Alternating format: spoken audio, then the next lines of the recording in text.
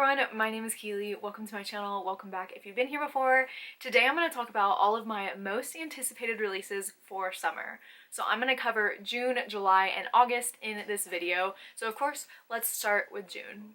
So there are 6 books that I'm really anticipating coming out in June, and the first book I want to talk about comes out on June 6th, and that is The Do's and Donuts of Love by Adiba Jaigirdar. Now this one has some of my favorite things: romance and food. So if you don't know, foodie romances are like one of my favorite subgenres ever. I have a whole video series on my channel where I talk about and read foodie romances, and this is another one of those. This is a YA contemporary following a young girl who is going on a televised baking competition. Some of the other contestants include her ex-girlfriend and a potential new crush. So this just feels like a perfect setup for tons of baking shenanigans, but also maybe a potential love triangle, and I love love triangles.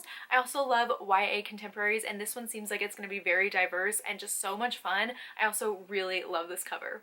Next, coming out on June 13th is Borrow My Heart by Casey West.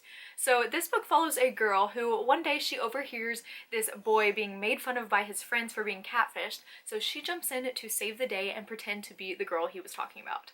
So already obsessed. I love Casey West so much. She is one of my favorite young adult contemporary authors ever. I love her books, and this one seems like we're gonna be in a fake dating situation potentially, which iconic, love it. Casey West has covered this trope before, and I really love how she did it, so I'm very much looking forward to this one. The next one also seems like another fake dating situation, and it comes out on June 13th, and that is Love Theoretically by Ali Hazelwood. This is another one of Ali Hazelwood's STEMinist romance novels, and I have loved both of her books so far and her short story collection. So in this one we follow a woman who she is a STEM girly, she works all day, but by night she is a fake girlfriend, and she offers her services up to people to use her as a fake girlfriend. Once again, the fake dating relationship is just truly iconic, and I love it pretty much every time. And the fact that I already love Ali Hazelwood and her characters and her writing, I cannot wait to see what she does in this book. Next is one of my most anticipated books of the year, and it comes out on June 20th, and it is The Only One Left by Riley Sager.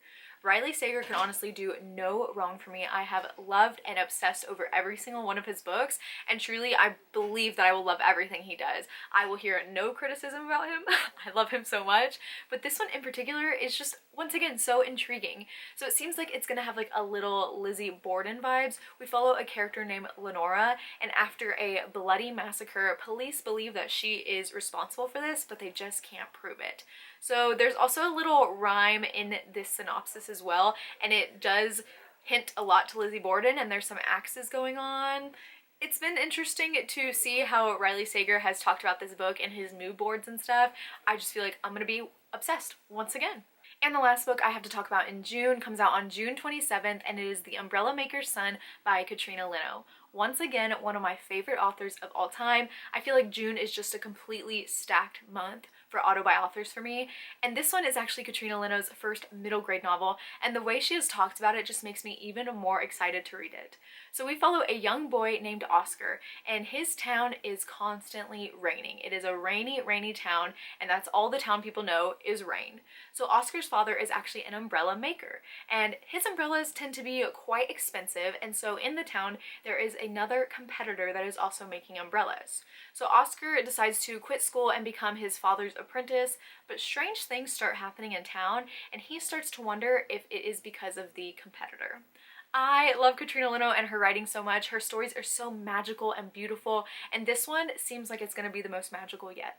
Moving on to July, I have 3 books I want to talk about, and this first book comes out on July 11th, and I already started tearing up just rereading the synopsis, and that is Give Me a Sign by Anna Sortino.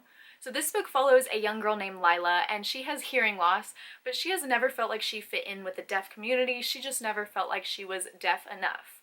So over the summer, she decides that she wants to volunteer as a camp counselor at a summer camp for the deaf and the blind. So over the summer, she really works on her ASL, her American Sign Language, so she can get better at communicating. So another camp counselor named Isaac decides to help her with her ASL over the summer. Now Lila is not expecting to find love over the summer, but it seems like that might be what just happens. And she is also finally finding a community where she feels like she belongs. So that already sounds so, so amazing. I love this book and the synopsis already, and I haven't even read it, but ASL being a main topic in this book is so interesting to me because I haven't read a lot of books, if any, with that as a topic, and I love ASL as a language so much. It is something that I have desperately wanted to get better at over the years and just really learn how I can communicate better with other people, and I just love this concept so much, and I feel like it's going to be beautiful and heartwarming and just really great overall. This next book also comes out on July 11th, and that is You with a View by Jessica Joyce. So this book follows two high school nemesis, basically, where we follow this girl and she is grieving the loss of her grandmother. As she is going through her grandmother's things, she notices a picture and a love letter of her grandmother with a man she doesn't know. So she decides to create this TikTok trying to find this mystery man, and it ends up going viral. So of course the grandson reaches out, and it is Theo, her high school nemesis. So as they are figuring out the mysteries of her grandmother and his grandfather, they figure out that there was an elopement road trip planned that was eventually canceled between the two. So she and Theo decide that they need to go on this road trip to figure out what happened with their grandparents. So we have like a enemies to lovers road trip situation here, and I am all for it. The last book for July comes out on July 25th, and that is House of Roots and Ruin by Erin A. Craig. This is the sequel to A House of Salt and Sorrows, which was one of my favorite books when it came out. So this is the sequel, so I don't know how much I can tell you, but the first one is a 12 Dancing Princesses retelling. We are set in this seaside manor. It is spooky. There's murder mysteries going on. There are several sisters, and they are all dying off one by one, and we follow a girl who's trying to figure that out. So the sequel, I don't know what it's going to look like, if it's going to follow that same story and kind of go off of it, or if it's a new story on its own set in the same world. I don't know, but I'm excited to see. Moving on to August, I have 7 books I want to talk about, and this first book comes out on August 3rd, and that is The Good Bad Girl by Alice Feeney. Now, I have loved Alice Feeney's books before, and I have hated her books before. Rock, Paper, Scissors was one of my favorite books of all time when I read it, and I really hated Daisy Darker. So I'm interested to see if her other books are going to be a hit or a miss for me, because it was such a wide variety for me. But because this is an adult thriller, I don't even want to look into the synopsis. I have loved her before, so I'm hoping that I love her again. Okay. I have tried to wait for the mowers to stop mowing, but my 80-year-old neighbor is just going at it to his lawn. So if you hear mowing, there is nothing I can do. I have waited long enough. The next book coming out August 8th is The Dark Place by Brittany S. Lewis. This one, immediately when I saw the cover, I added it to my most anticipated because it has my favorite trend with the foliage, leaf, flowers on the face. Absolutely love it. So this book is a young adult horror that follows 17-year-old Hailey Williams, and she didn't ask to disappear, but she did. And when she disappears, she leaves our world and gets transported into the worst night of her life, the night her brother went missing.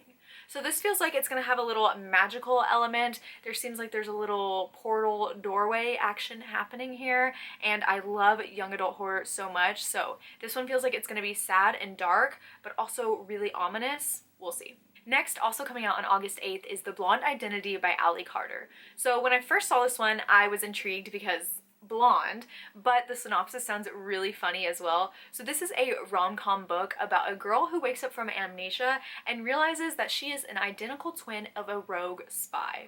So already it sounds hilarious. I don't know where the romance comes in, but that's all I really want to know about the synopsis. And I've never read anything, I don't think, that has to deal with spies. I've seen a few TV shows that I love, but reading a book, this just sounds great. Next, on August 15th, we have My Roommate is a Vampire by Jenna Levine. So immediately, vampires, I am there. But this is an adult romance book, I believe, and we follow Cassie. Now, Cassie is about to be evicted, and so she finds an apartment that sounds really cheap, and this guy is looking for a roommate. It sounds too good to be true, but she takes it up because she needs someplace to live. When she gets there, she realizes that this roommate, I think his name is Frederick, seems a little off. He speaks like he's from an older time, he sleeps all day, goes out at night, and she finds bags of blood in the fridge. So Frederick needs to come clean, and he is a vampire. So once again, vampires, I'm sold, I am there, and vampires in a rom-com setting, I think this is going to be my perfect book. Next, coming out on August 29th, we have another young adult horror, and that is Together We Rot by Skyla Arndt. So once again, immediately the cover, the foliage, I am there. But this one, I'm just going to talk about the little tagline that comes along with this book. And it says, a young girl is searching for her missing mother. She has to make an alliance with a guy that she doesn't want to. In exchange, she is hiding him from his cult family. Okay, so we got cults, we got missing mothers, alliances. This sounds like, once again, a perfect book for me. I love young adult horror, and this one, I'm so intrigued by how the cult is going to be done. Again, on August 29th, we have The Vampires of El Norte by Isabel Cañas.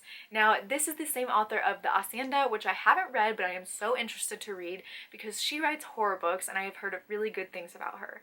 So this one in particular is a Texas Western with vampires. It takes place in 1840s, and if you don't know, I am from Texas, so I'm interested to see how the setting is done. But once again, I don't need to know much about it because as soon as I see vampires, I'm sold and I don't need to read any more of the synopsis, so I can't wait to see how this is done. And finally, the last book, also coming out on August 29th, is Kissing Kosher by Jean Meltzer. So once again, we have romance and we have food. So this seems like it is a Jewish-inspired romance, and we follow this main character who deals with chronic pain, and because of that, she no longer can pursue photography, so she works in her family's bakery.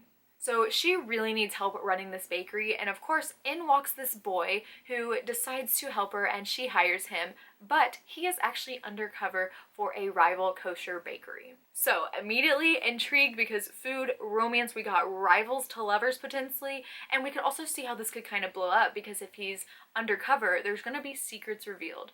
So I'm interested to see how this is done, especially in a Jewish bakery, and we have kosher, we have culture. It's going to be really great and really interesting, and we also have that chronic pain representation, which is a great added thing in this too.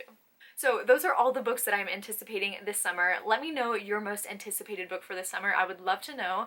If you've made it this far in the video, go ahead and leave the book stack emoji because there are so many books to get through. But that is it for this video. Thank you so much for watching. As always, all my social media links will be down below, and I will see you next time. Bye!